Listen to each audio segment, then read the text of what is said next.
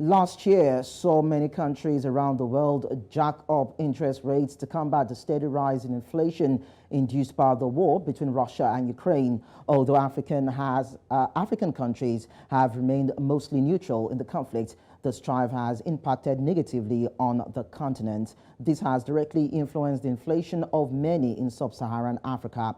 Against all odds, Zimbabwe is getting more results, small but steady progress as it is as seen with the latest interest rates. Zimbabwe National Statistics Agency reports that monthly inflation fell to 1.1% in January from 2.4% in December, while yearly inflation dipped to 229.8% from 243.8%. As a result of this, the Reserve Bank of Zimbabwe has cut its policy rate by 50 percent points to 150% points. In a statement, the Apex Bank says moderation in interest rates is important and necessitated by the downward trend in the month-on-month inflation since the last quarter of 2022. It adds that it expects the trend to continue into 2023. So from Harare, Zimbabwe, I am joined by Dr. Prosper Chitambara, and he will be highlighting which micro and macro policies have been aiding Zimbabwe. Thank you so much, Doctor, for joining this conversation. Thanks so much for having me. So are you actually surprised that the month-on-month inflation dropped from December to January 2.4% down to 1.1%? Are you surprised about that shift? No, I'm not surprised. I think the trend started off a few months earlier. I think really it's in response to some of the key reforms that government has been embarking on, both on the fiscal front and also on the monetary front. So obviously the challenge is how to sustain that macroeconomic reform agenda, especially given the fact that this year is going to be a very challenging year for the economy on account of a number of factors. For example, we are expecting the price of fuel to increase, at least for the foreseeable future, in line with global trends. And of course, this year, it's an election year, and normally public spending tends to increase during an election year, and that could have a destabilizing effect in terms of the macroeconomy. One of the major reasons why we are seeing a drop, according to reports, is that the government has been able to put up some measures. And one of the measures was clearing backlogs on the foreign exchange auction. But then we want to look at the activities of the banks. Are they participating in the auctions effectively? Are they keen into the agenda of the Zimbabwean government? Yeah, so what the central bank has done is that they've actually introduced a second foreign exchange market, which is actually a willing buyer, willing seller. It's called the interbank market. So effectively, we now have 3 foreign exchange markets, 2 that are official, namely the auction market. Then we have the willing buyer, willing seller, or the interbank market. Then we also have the black market. So those are the 3 foreign exchange markets that are actually there. And of course, the latter part of last year, we saw the black market premium actually narrowing in response to the reforms by the government. Doctor, now speculations and alternative market forces are said to be causing some bit of disparity in the Zimbabwean dollar. But then what is the situation now, and is the currency likely to appreciate in the coming months or years? Well, I think the value of the local currency really is a function of, number one, the levels of production and productivity within the economy. And obviously, number 2, the levels of confidence by economic agents in the way the economy is actually being managed. So for this year, we are expecting growth to be slightly subdued than last year.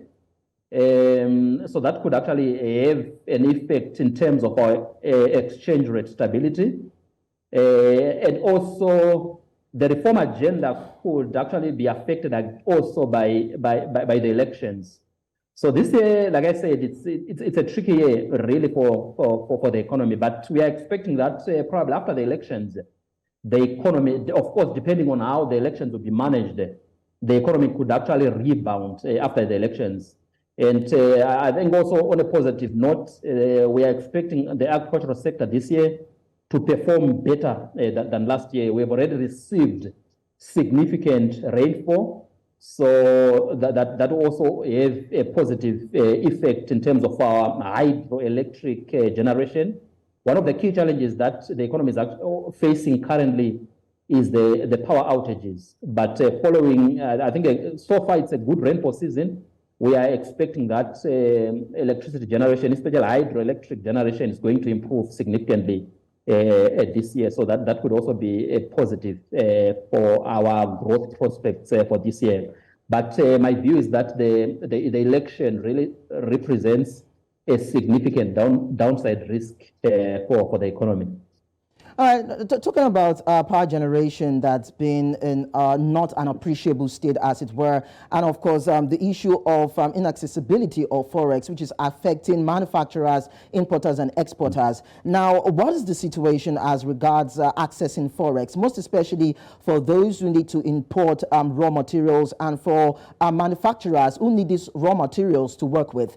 Do they still have access to forex? How are they going about getting access to forex to be able to transact their business and get the kind of materials they need for their business? So I'll say there are three key sources of foreign currency for manufacturers or for businesses, even for everyone, for every economic agent. But for most businesses, I think the fact that we are in a dual currency framework, and we've seen statistics which have revealed that up to about 70% of economic transactions currently are actually being done in the US dollar. So a significant portion of foreign currency by businesses is actually coming from what they're actually able to generate through their normal trade. So that's the first source. Then the second source, obviously, is the interbank and the foreign exchange auction markets. But the fact that also the interbank rate is much higher than the official rate is actually also helped to improve trade on the interbank rate. Then, of course, last but not least is the black market. But for most businesses, they are now relying quite extensively on the foreign exchange that they are actually generating through the sales of their products in US dollars. So they're actually able to mobilize the requisite foreign currency to be able to import what has to be imported. So what about power generation? Because we know that directly and indirectly it affects the cost of production. So are there alternative sources for them to generate power for their businesses? Well, we've seen in the past few years and even few months that most businesses have been going solar, investing in solar energy. But a lot of the businesses still rely on the national grid. And if power is not available, they have to then resort to the use of generators. But again, the fact that the price of fuel has actually been increasing has meant that the cost of running a generator has also increased. And in any case, it's not very sustainable to be running a sustainable business enterprise using a generator. So I would say the biggest binding constraint to doing business in the country currently is the power outages, really, because they've also increased the cost of doing business, which is a threat to the stability that we have been experiencing over the past few months. I was talking about businesses, but I want to look at the SMEs. Now, financial transactions in Zimbabwe are set to be strictly monitored by the Zimbabwean government, and that has been on for quite some time now. Now, this sort of monitoring and management of financial transactions in the country, how would you describe it? Would you say that it has been aiding the operations of small and medium businesses in the country? And then what is the overall verdict of the financial policy of the government in the country? How would you draw the variables and the assessment? Well, in terms of an assessment of the latest, say, monetary policy statement, which was released yesterday, I would say, yes, there has been some improvements. For example, the reduction in the bank policy rate to 150%. Obviously, that then affects or improves the cost of credit, the cost of accessing credit or finance, which is good for businesses and for those that want to borrow money in local currency. We've also seen a downward revision in the export retention. But again, like you mentioned earlier on, that's not very significant. We were expecting more. Because as long as we have a retention thresholds, it's actually an indirect tax on exporters and on doing business. So we would have expected there to be a more significant reduction in that. That's also in line with recommendations from the International Monetary Fund, the Article 4 consultation report. Then with respect to the SMEs, a lot of the SMEs really are informal. So many of them don't even bank, and they don't also have access to formal credit. Because it's difficult to really then formalize that informal segment of the economy, given the fact that when you look at even our tax regime, it's still a bit onerous. Yes, there has been some improvements, there has been some changes, but also the regulatory framework underpinning the doing business environment. In my view, I think there's still a lot of work that we need to do there to provide the right kind of incentives for the SMEs that are informal to then formalize their businesses, which would also help to broaden the tax base. So according to the Zimbabwe National Statistics Agency, for example, they actually estimate that about almost 90% of total employment in the economy or in the country is actually informal. So that creates a lot of challenges for government in terms of mobilization of resources. It actually limits the fiscal space. And it also then affects the effectiveness of government policies like the monetary policy and also even the fiscal policy. Doctor, talking about challenges, at some point, Zimbabwe had excess liquidity in circulation in the country, and some financial experts adjudged that it wasn't doing so good for the Zimbabwean economy. But then how did that come about, and how did Zimbabwe mop up the cash? No, I still believe that we still have excess liquidity in the economy. I think that the only challenge is that liquidity is in the informal economy. So we have a huge and thriving informal economy, and a lot of the liquidity really is circulating within the informal segment.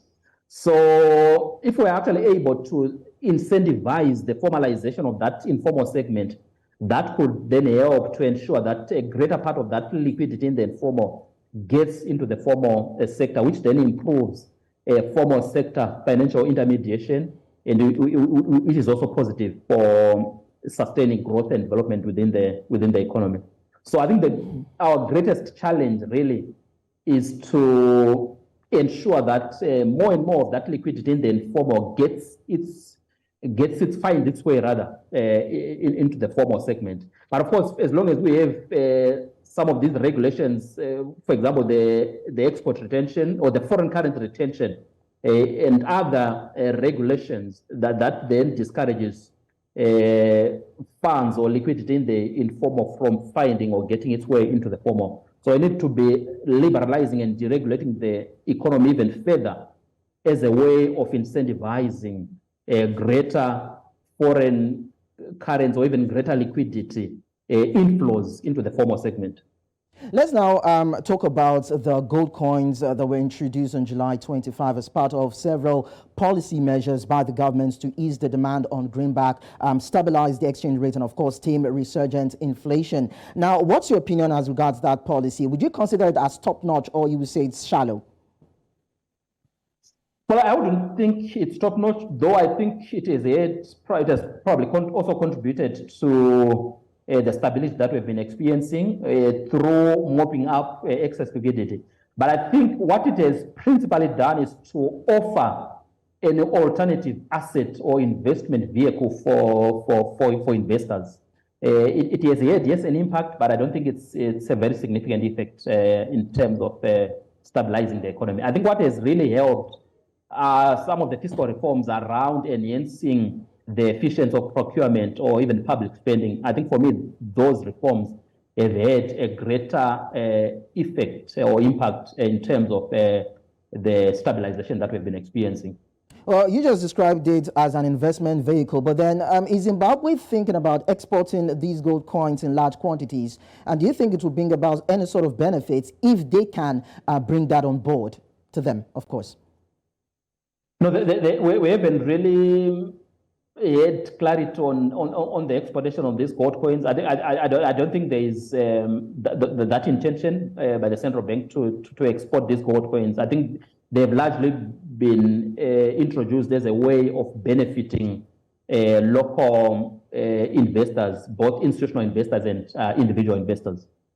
Finally, Doctor, we understand that the Russian-Ukraine crisis is still ongoing. So many countries, even African countries, are still reeling from the impact. But for Zimbabwe, what do you think it can do to insulate its economy from any sort of probable setback that might affect the modest gains that it is recording now? I think we need to be promoting local industry, a local import substitution industrialization strategy. I think that's critical. And we've already seen, for example, in terms of our winter wheat production last year, there was a significant improvement in that, following various interventions by government and also by the private sector. So I think we need to be ramping up investments, especially in the agricultural sector, targeting irrigation, targeting even dam construction. I think for me that will be critical in terms of ensuring that we are not as much affected by the Russia-Ukraine crisis as other economies. So we need to really be focusing on agriculture, enhancing our food self-sufficiency, especially within the agricultural sector, because agriculture is key for the Zimbabwean economy. So if we are able to get that right, then I think we are good. Well, we are also hoping that Zimbabwe will be able to key into these critical sectors and invest in the right areas so as to grow its GDP and, of course, have a more buoyant economy. Thank you so much, Doctor, for joining the discussion. Thanks so much for having me.